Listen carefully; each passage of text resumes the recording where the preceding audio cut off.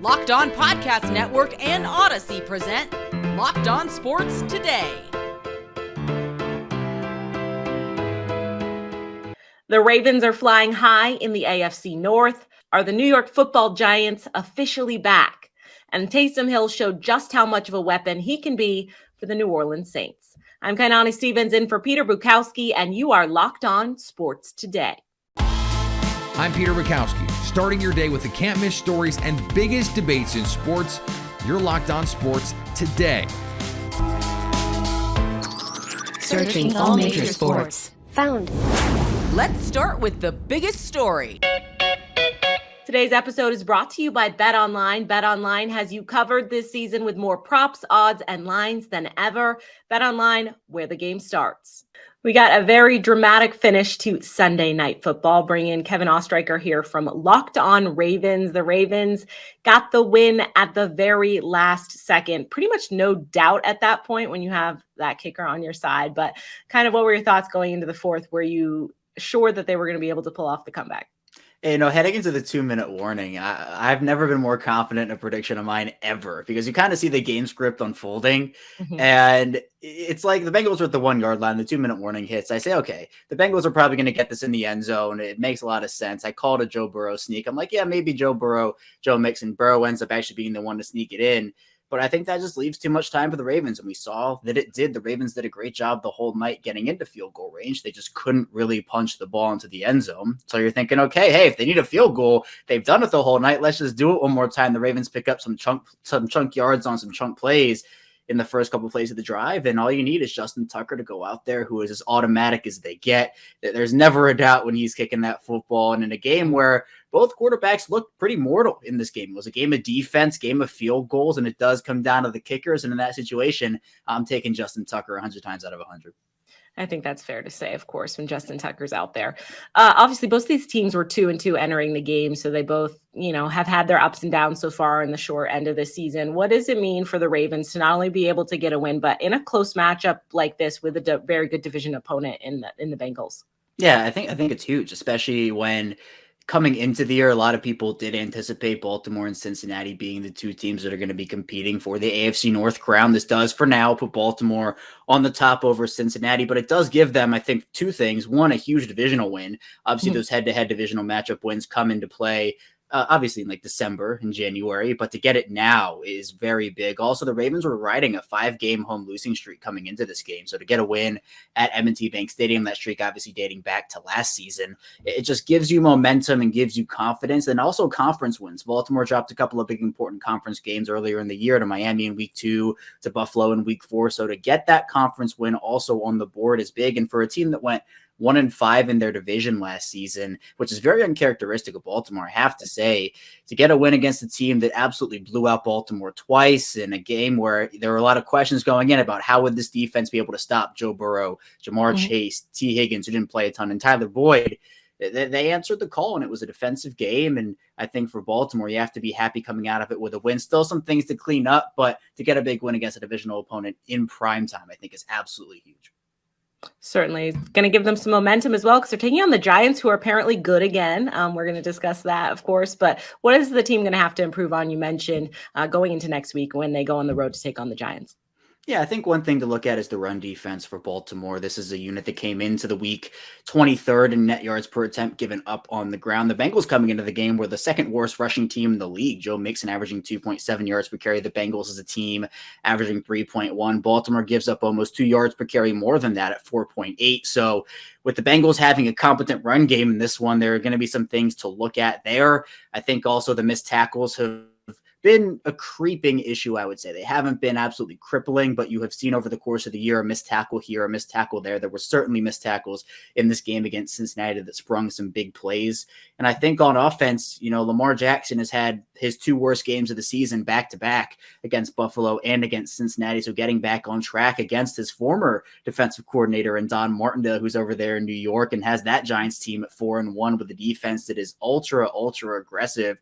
They're going to have to work on the kinks on offense because there were 2 wide open touchdowns Jackson missed in a span of 3 plays. And I talked about how Baltimore did a great job of getting into field goal range into that red zone area, but couldn't convert really, only scored 1 touchdown in the game and had to settle for field goals for the rest of it. So I think Baltimore, they have some building blocks to build upon. They're good, but they still have that stuff to figure out moving forward. You can stay up to date all season long on the Baltimore Ravens by subscribing to Locked On Sports Today and Locked On Ravens podcast on the Odyssey app, YouTube, or wherever else you get your podcasts. Thanks for making Locked On Sports Today your first listen. Coming up, after getting a big win in London, it also drove Peter to take the day off. The New York Giants might be back.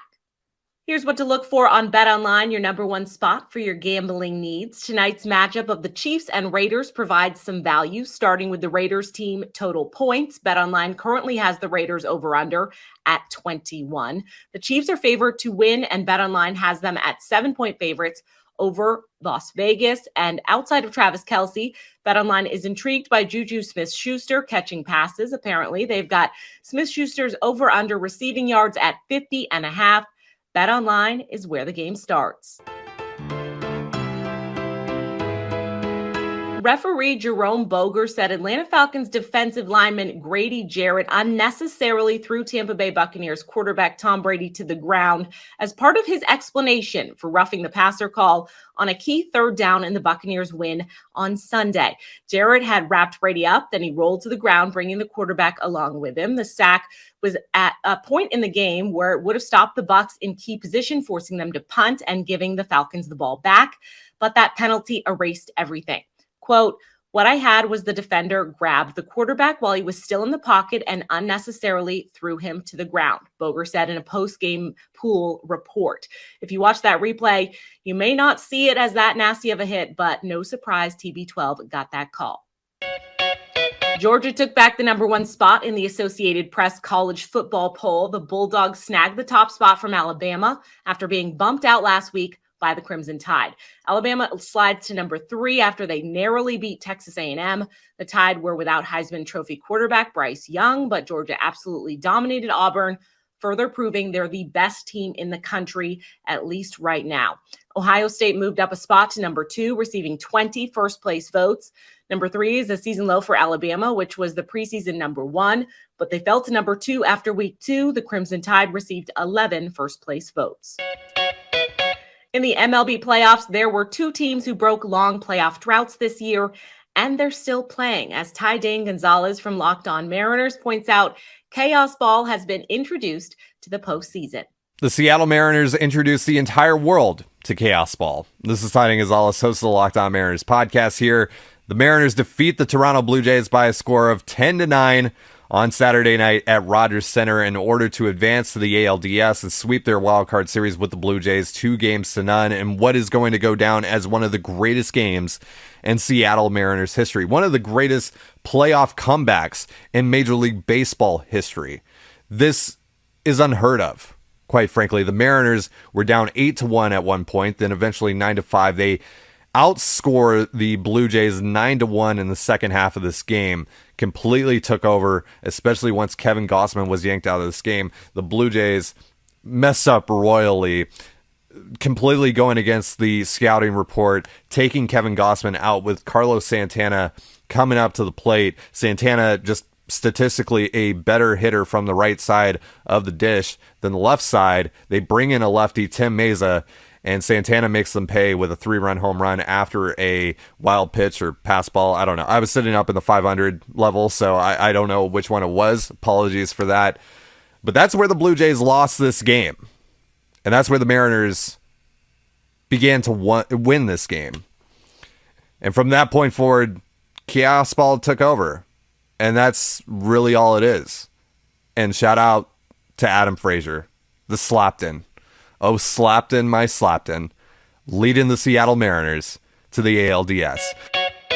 The St. Louis Cardinals seemed poised for noise in the National League playoffs, but when the Philadelphia Phillies showed up, Connor Thomas from Locked On Phillies is beside himself with excitement as the Phillies are officially moving on. The Phillies are moving on to the NLDS. Connor Thomas, your host of Locked On Phillies. Oh, man, it was a heart attack the whole way. Bryce Harper, a solo home run, just setting the tone for how this night was going to go, and it was all they needed. The Phillies tack on another one with small ball, and it's just, oh my goodness, 2-0. The Cardinals end an era of Philadelphia Phillies baseball back in 2011. Effectively end Ryan Howard in Philadelphia. Jimmy Rollins, Chase Utley, never win again in Philly like that. But now, the Phillies, 2-0. Pujols' career over, Molina's career over.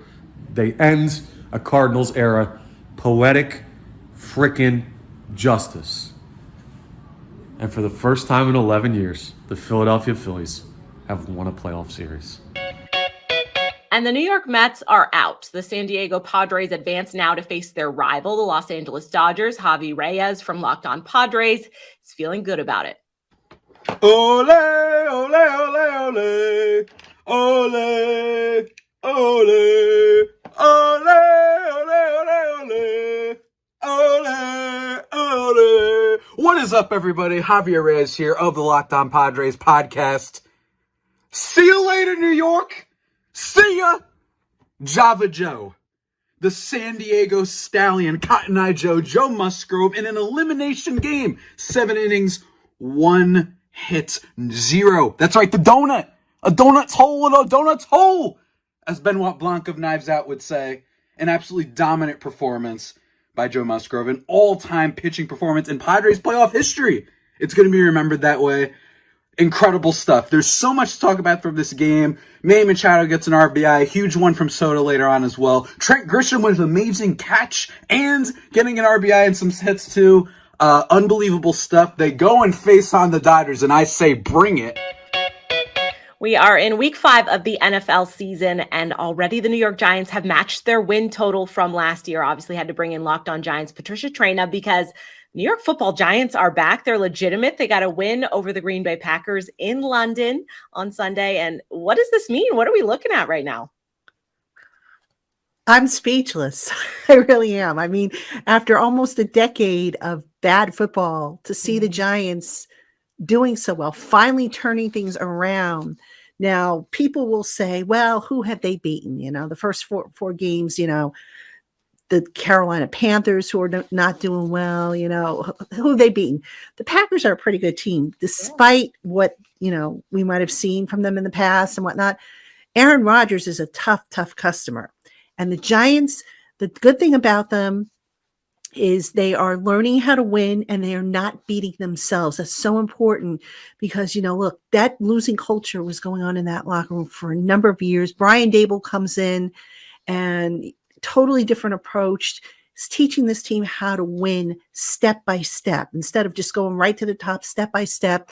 And it starts with playing your role, not beating yourself, and just paying attention to the little details and contributing. And that's what he's getting out of this entire team. Everybody's contributing, whether you're a superstar or a household name or somebody who's at the bottom of the 53-man roster. And to talk a little bit about this win, because it is a significant win over the Green Bay Packers. Obviously, Peter Bukowski, you're not here to represent his team, but I will give them the credit. They're a good team normally. But for the Giants to come back and win, they were kind of out-coached in this one. So can we talk a little bit about what Daboll's been able to bring to this roster? Because a lot of it has carried over. He's kind of just changed a little bit of the mentality. Yeah, absolutely. I mean, we always hear coaches say, I'm going to put the players in the best position. I'm going to open door policy. I'm going to do this. I'm going to do that. But at the end of the day, a lot of coaches don't do that. You know, they intend to do it, but for whatever the reason, they don't. We've seen that in the past with this Giants team where coaches have come in and said, oh, we're going to fit this system to the talent we have. And they don't. Either they're not creative enough to do it or they're so stuck in their ways that they just don't do it. Well, Brian Daboll came in and, you know, said all the right things. And he has so far backed all that up by doing what he has said he would do. And in addition, this is very important, I think, is that he has given the players, the coaches, the staff, a little piece of ownership of this program. So when they win, it's not that Brian Daboll won, it's that the organization won. And if they lose, it's not that, the players necessarily lost. It's the coaches. So it kind of reminds me of how Tom Coughlin used to run things. He would always point the finger at himself if they lost, but if they won, he was quick to deflect the credit and put it on the players. Absolutely. Now that we've decided, I guess, that they're legit, right? They've got a legit win. This is a legit team. What is it going to take for them to compete with the Eagles, who some are calling the best team in the league right now, and obviously in their division? Yeah, the Eagles are, they're undefeated right now. So, they are really one of the top teams, if not the top team in the NFL. The Giants, look, right from the get-go, I never really thought they were going to be a Super Bowl contender this year. I said, maybe they would be 8-9 if everything fell into place. And they're halfway there right now, which, if you think about it, they had 4 wins all last year. So they're well on their way to 8-9, fingers crossed. But the Giants, they have some holes that they have to address. Wide receiver is still a big, big problem for them. They're, the injury bug is ripping through that team. They lost, cornerbacks left and right. Adoree Jackson was injured today. So they've got to get that under control. They've got to, really beef up some of the areas in which they're weak. Receiver, get some depth on corner, get a little bit better depth on the interior of the offensive line.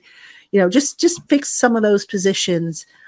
They are on their way. Like I said, I think they're in the right direction, but I don't think they quite have the roster like the Eagles do. And I think some of those deficiencies might come up and, come back to bite them. That said, that's why you line up and you play the game every week to see, because you never know. Absolutely. And I think already matching your win total from last year means things are going in the right direction. So good to see there. Stay up to date on all things New York Giants by subscribing to Locked On Sports Today and Locked On Giants on the Odyssey app, YouTube, or wherever else you get your podcasts. Coming up, Taysom Hill put the Saints on his back on Sunday. Now on to Sleeper. Sleeper is the fastest growing fantasy platform today. With the NFL season kicking off, Sleeper is climbing the charts with over 4 million plus users. In addition, they just launched 22 new features, including over-unders integrated into fantasy, the first sports contest game built into the fantasy experience. Not only can you enter a contest via over-under itself, but you can also do so through your fantasy league's matchup screen. It's super simple. First, in any sport, you choose 2 or more players that you like and you pick the over-under. For example, rushing yards in football or number of points in basketball. Then you choose the amount of money you want to enter into the contest. If you pick correctly, you can win anywhere from 2 times to 20 times the money you put in. The main reason I'm excited for Over Under on Sleeper is that it's the only app where I can join my friends' contests and we can all play together. It's got a built-in group chat where I can see and copy my group's picks with the tap of a button, and it's insanely fun to ride things all out together. So stop what you're doing, download Sleeper now to play their over-under game. You can have fun with your friends and make some money too. On your mobile phone, join our listener group on Sleeper at sleeper.com/lockedon today, and Sleeper will automatically match your first deposit up to $100. Again, you go to sleeper.com, locked on today, and you will get a $100 match on your first deposit. Terms and conditions do apply. See Sleeper's term of use for details. The Saints come into week 5 with a whole host of injuries, but that didn't seem to matter whatsoever. Locked On Saints, Ross Jackson, explain this to me, how you can come in with all of that going on and win as decisively as you did and in that fashion.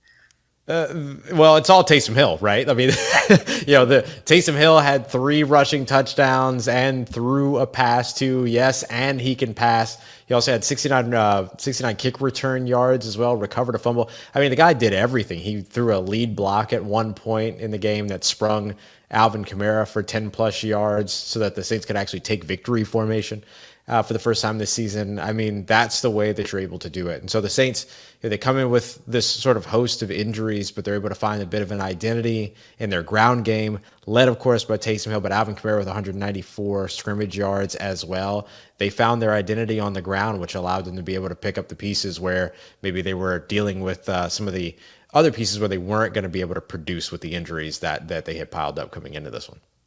Ross, you bring up identity because it feels like every time that they're trying to figure out or like build something new, that Taysom Hill just comes in and he's like, oh, I'm awesome. Like I can do all these things. Like, why don't you build around me? But So when Jameis comes back, like, what does it go back to? Is it it's kind of an aversion to going the Taysom Hill route because we don't really know what that is, but he did so great today. Yeah. And I think you just keep putting the ball in his hands and you continue to use him as an offensive weapon. I think taking Taysom Hill and utilizing him as a quarterback was something the New Orleans Saints had to do last year. But if they had their druthers, they would never use him as a full-time quarterback, and they would have a guy like Jameis Winston or Andy Dalton like we saw on Sunday so that they could sort of maximize the dynamic playmaking ability that Taysom Hill brings you when you can line him up in the backfield at tight end, utilize him from the quarterback spot if you want to. Being able to move him around and sort of utilizing him as a chess piece is what makes him so effective, especially when you're able to do it in certain game situations that allow you to maximize what mismatches you can pick up, what, how light the box is on the defensive side, all of that. So once Jameis is healthy and back, I expect that the New Orleans Saints will continue to go with a little bit more of a conservative kind of take what the defense gives you approach to the passing game. But don't be surprised if we see a lot more Taysom Hill and a lot more Alvin Kamara running the ball moving forward. Certainly going to be exciting if we see a lot of that. Short of getting healthy, what does this team need to work on going forward? Obviously getting a win this week, but what do they need to do going forward? I think their biggest next step is eliminating over on the defensive side the explosive plays that they've been allowing. 6 different plays allowed in this game of 20 plus yards. 3 of those went for touchdowns, 2 passing touchdowns, 1 rushing touchdown on a big 69-yard run by rookie Kenneth Walker. Those are the things that New Orleans Saints defense are going to have to get out of their system so that when the offense is out there putting up 39 points, they're not trying to close the game out late, and instead they're able to hold on to their leads. That's going to be the big thing. And getting Marcus May back, their free safety that was out and has been out for the past couple of weeks, that's going to be a huge, huge benefit for them in that category, especially with Jamar Chase, T. Higgins, and Tyler Boyd coming to town next weekend. And you can keep up with the New Orleans Saints by subscribing to Locked On Sports Today and Locked On Saints on the Odyssey app, YouTube, or wherever you choose to get your podcasts. And finally, Yankees reliever Aroldis Chapman has been ruled out for the American League Divisional Series after he skipped a mandatory workout, leading to a fine and likely ending the All-Stars' 7-year tenure with New York. Chapman, who has not gotten a save since May 17th, had been scheduled to pitch batting practice Friday at Yankee Stadium, but the team said he instead was in Miami. After speaking with Chapman, manager Aaron Boone told general manager Brian Cashman he instructed the pitcher to stay away from the club. While the Yankees did not rule out Chapman for later rounds, they left the impression his return is going to be pretty unlikely. Thank you for making Locked On Sports Today your first listen. Now go find your favorite team's Locked On podcast. Make that your second listen. Coming up on tomorrow's show, will the Chiefs continue their hot start to the season? At least until tomorrow, stay Locked On Sports Today. Locked On Podcast Network and Odyssey present Locked On Sports Today.